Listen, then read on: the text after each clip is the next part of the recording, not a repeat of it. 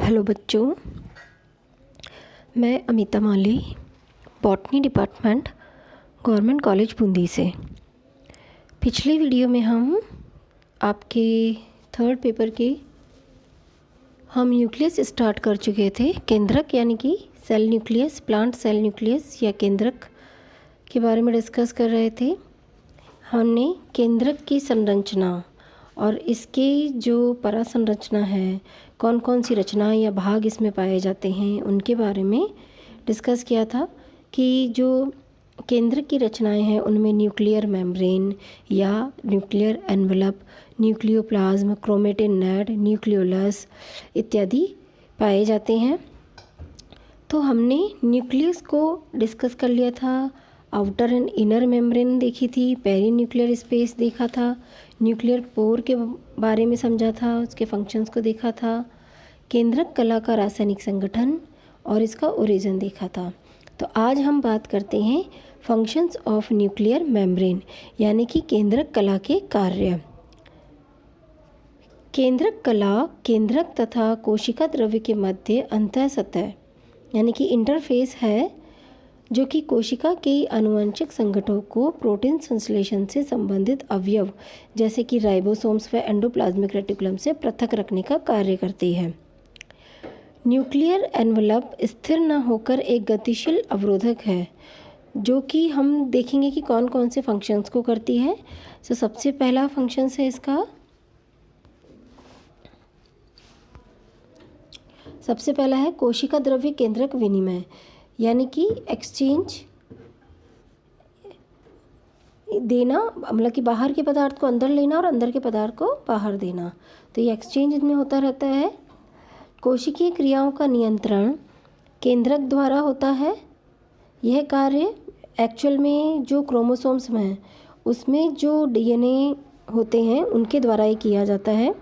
और इस protein synthesis में जो भी आरएनए का यूज़ होता है उसका भी ओरिजिन केंद्रक में ही होता है और यहाँ से यह केंद्रक द्रव्य में यानी कि साइटोप्लाज्म में भेजा जाता है। केंद्रक में बनता है और साइटोप्लाज्म में भेजा जाता है।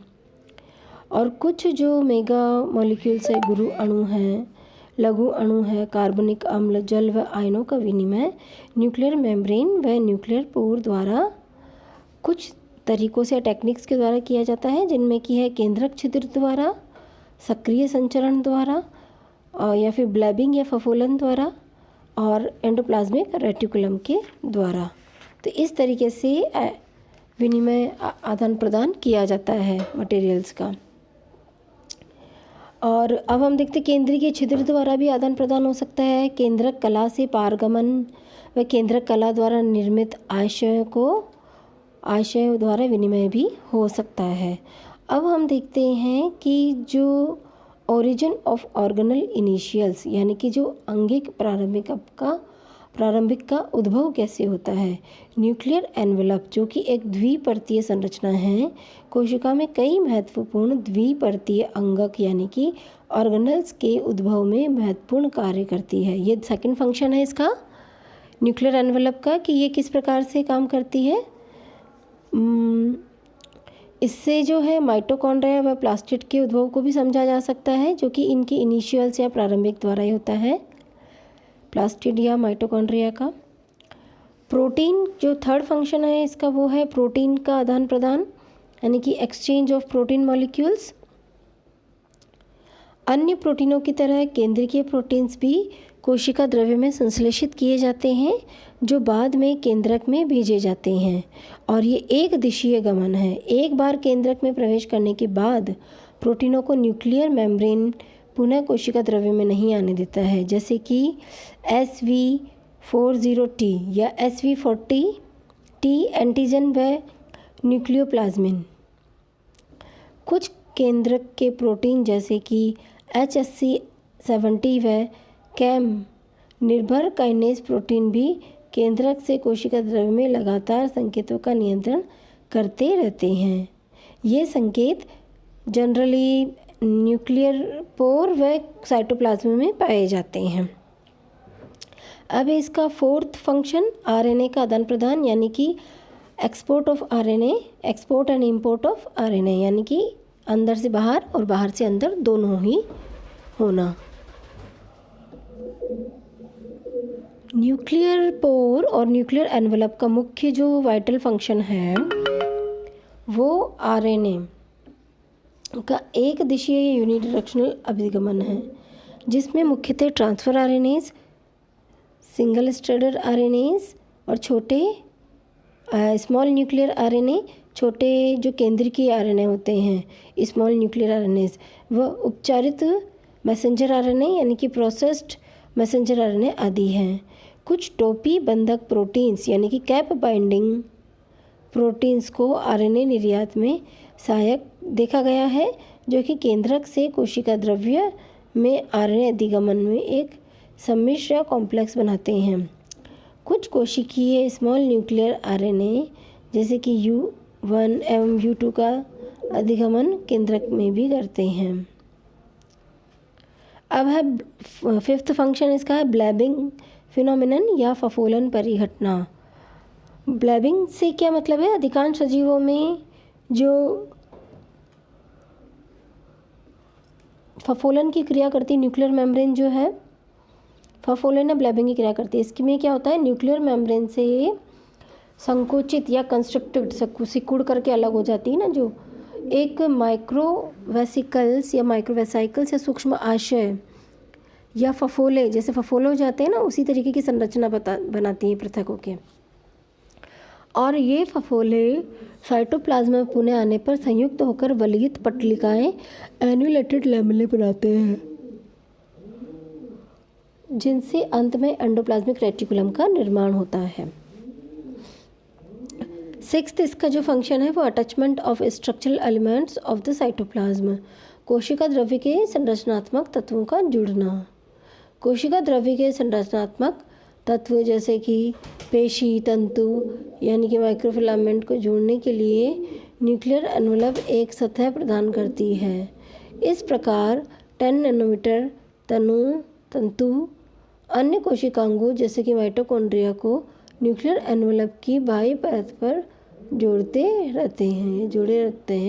हैं। फिर सेवंथ जो फंक्शन है वो है क्रोमेटिन तंतुओं के केंद्रक छिद्र की वलयता के साथ जुड़े रहने से अंतरावस्था केंद्रक में तंतु एक निश्चित अवस्था में बने रहते हैं।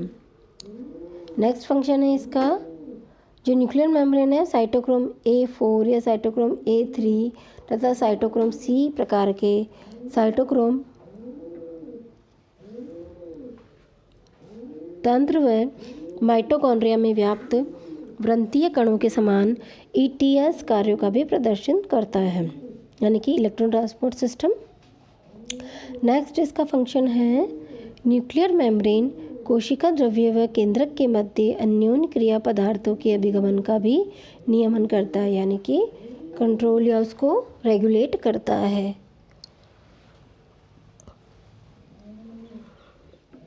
अब हम देखेंगे कि न्यूक्लियोप्लाज्म जो केंद्रक में जो पाया जाता है, केंद्रक कोशिका के द्रव्य को कोशिका द्रव्य कहते हैं साइटोप्लाज्म।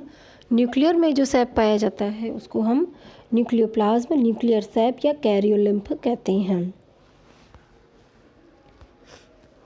ये देखिए केंद्रक कला के घेरे के भीतर एक स्वच्छ कणिकी समांगीकृत होमोजीनस कम सांद्रता वाला यानी कि लेस विस्कस पारभासी तरल पदार्थ भरा रहता है। इस द्रव्य में क्रोमेटिन धागे, केंद्रिक तथा राइबोसोम्स आदि पाए जाते हैं, अंदर स्थित होते हैं इसके। अब केंद्रक द्रव्य के रासायनिक विश्लेषण को हम देखें तो हमें कौन कौन से पदार्थ हमको एक तो मिलता है protein, nucleic acid, lipids, enzymes, coenzymes, खनिज पदार्थ और भी बहुत सारी चीज़ें हमको इसमें दिखाई देती हैं। तो जो प्रोटीन है जो केंद्रक द्रव्य में दो प्रकार के प्रोटीन्स पाए जाते हैं, इन्हें हिस्टोन व नॉन हिस्टोन प्रोटीन कहते हैं।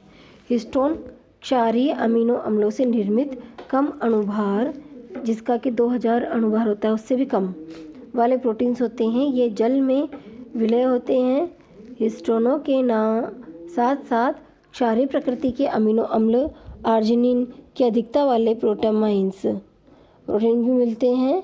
हिस्टोनों में हिस्टिडीन, आर्जिनिन व लाइसिन की उच्च मात्रा होती है और नॉन हिस्टोन या सरल प्रोटीन्स का आणविक भार अधिक होता है तथा ये अम्लीय अमीनो अम्ल जैसे कि एस्पार्टिक एसिड, ग्लूटामिक अम्ल की अधिकता से अभिलक्षित होते हैं। अब फिर है न्यूक्लिक अम्ल। केंद्रक द्रव्य में, जैसा कि आप देख रहे होंगे चित्र में, केंद्रक द्रव्य में डीएनए व आरएनए नामक 2 आरएनए पाए जाते हैं। डीएनए की मात्रा का सीधा उल्टा संबंध यहाँ पे देखने को मिलता है क्योंकि इसमें गुणता की नेगेटिविटी रहती है। फिर है न्यूक्लिक अम्ल कौन कौन से हैं। केंद्रक द्रव्य में डीएनए व आरएनए नामक 2 न्यूक्लिक एसिड या 2 आरएनए पाए जाते हैं।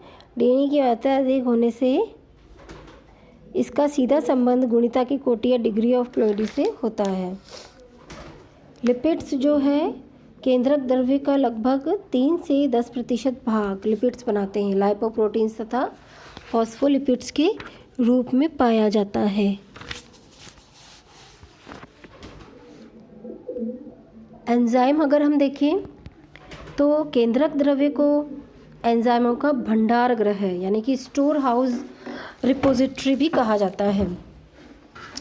ये सभी एंजाइम नॉन हिस्टोन प्रोटीनों से निर्मित होते हैं। केंद्रक द्रव्य में पाए जाने वाले एंजाइम मुख्यतः न्यूक्लिक एसिड को संश्लेषित करने व मरम्मत करने वाले होते हैं, जैसे कि DNA polymerase, RNA polymerase, endonuclease, exonuclease, ligase इत्यादि। न्यूक्लियोसाइड उपापचयन से संबंधित कुछ एंजाइम जैसे कि एडिनो अमीनेज, न्यूक्लियोसाइड फॉस्फोराइलेज या फिर गुआनेज आदि ज़्यादा मात्रा में मिलते हैं। डीएनए से जुड़े एंजाइम जैसे कि एनएडी सिंथेटेज, न्यूक्लियोसाइड फॉस्फोरिलेज एवं हिस्टोन एसाइटेलेज आदि मुख्य है। इसके अलावा डाईफॉस्फोपैरामिडिन, न्यूक्लियोटाइड सिंथेटेज, राइबोन्यूक्लियेज, एनोलेज व पाइरुवेट काइनेज आदि भी पाए जाते हैं। और जो मेन एंजाइम हैं सह एंजाइम या कोएंजाइम एनएडी, न्यूक्लियोटाइड, एडिनोसिन डाइन्यूक्लियोटाइड्स, इस कोएंजाइम ए, ये सभी पाए जाते हैं। एनएडीएन कोएंजाइम ए। इन सभी एंजाइम व सह एंजाइमों की उपस्थिति से स्पष्ट होता है कि केंद्रक द्रव्य ग्लाइकोलाइसिस, जो कि ऊर्जा का मुख्य ऊर्जा स्रोत के रूप में उपयोग होता है, कि ये उपस्थित है, मतलब ये इसके लिए सारे एंजाइम्स उपस्थित होते हैं। फिर है खनिज पदार्थ। केंद्रक द्रव्य का जो फोटोग्राफ है वो दिखाता है कि केंद्रक द्रव्य की जो राख है वो सांद्रता कोशिका द्रव्य की राख सांद्रता से अधिक होती है, जो इसमें उच्च मात्रा में खनिज लवणों की उपस्थिति का परिचायक है। केंद्रक द्रव्य में phosphorus, sodium, calcium, potassium, magnesium, ferrum एवं मैंगनीज आदि प्रमुख खनिज लवण पाए जाते हैं। टेंडलर व सोरारी ने केंद्रक द्रव्य में फॉस्फेट पूल की उपस्थिति को कोशिका चक्र के दौरान क्रोमेटिन सघनता के लिए उत्तरदायी बताया था। किसने? टेंडलर व सोरारी ने। बर्नहार्ड जो थे उन्होंने 1968 में केंद्रक द्रव्य में रेशेदार यानी कि फाइब्रिलर एवं दानेदार ग्रैन्युलर राइबोन्यूक्लियोप्रोटीन आरएनएपी की उपस्थिति को प्रदर्शित किया है, जो कि क्या है, क्रोमेटिन पदार्थ के समीप अंतर क्रोमेटिन फाइब्रिल्स इनर या इंटर क्रोमेटिन फाइब्रिल्स बनाते हैं। इन तंतुओं का व्यास 250 एंगस्ट्रॉम होता है। इनके अतिरिक्त 450 एंगस्ट्रॉम के अनेक पेरिक्रोमेटिन कण तथा कई लंबी कुंडलित एवं 300 से 400 व्यास की आरएनपी इकाई की केंद्रक द्रव्य उपस्थित रहती हैं। केंद्रक द्रव्य पादप कोशिकाओं के विभाजन के समय तरकु तंतुओं के निर्माण में भाग लेता है। तो इसलिए हम कह सकते हैं कि केंद्रक द्रव्य इसमें नहीं होता है, ये नहीं होता है। फंक्शंस ऑफ न्यूक्लियोप्लाज्म, यानी कि अब हम न्यूक्लियोप्लाज्म के फंक्शंस देखेंगे। मुख्यतः कौन कौन से कार्यों का नियंत्रण करता है और किसके साथ ये लगा रहता है। तो इसके फंक्शंस में हैं, एक तो ये डीएनए की प्रतिकृति का स्थल है जहाँ आनुवंशिक सूचनाओं का प्रतिलिपिकरण होता है। दूसरा, मैसेंजर आरएनए के डीएनए पर अनुलेखन या ट्रांसक्रिप्शन में सहायक होता है। तीसरा, कोशिका विभाजन के समय तर्कु के निर्माण में इसकी उपयोगिता महत्वपूर्ण है। और चौथा और लास्ट है, कुछ पदार्थ कोशिका के परिवहन करने में सहायक होते हैं, यानी कि कोशिका के थ्रू एक से दूसरी जगह पर लाते ले जाते हैं, यानी कि अंदर बाहर ले जाते हैं कोशिका द्रव्य में, कोशिका द्रव्य से न्यूक्लियोसाइड या केंद्रक द्रव्य में। तो बच्चों, ये थी तुम्हारी न्यूक्लियर एनवेलप और इसकी फंक्शन। अब हम कल देखेंगे नेक्स्ट वीडियो में, जो देखेंगे कि आगे का जो क्रोमेटिन स्ट्रक्चर और आगे की जो न्यूक्लियस की स्ट्रक्चर है उसको करेंगे डिस्कस। ओके, थैंक यू बच्चों।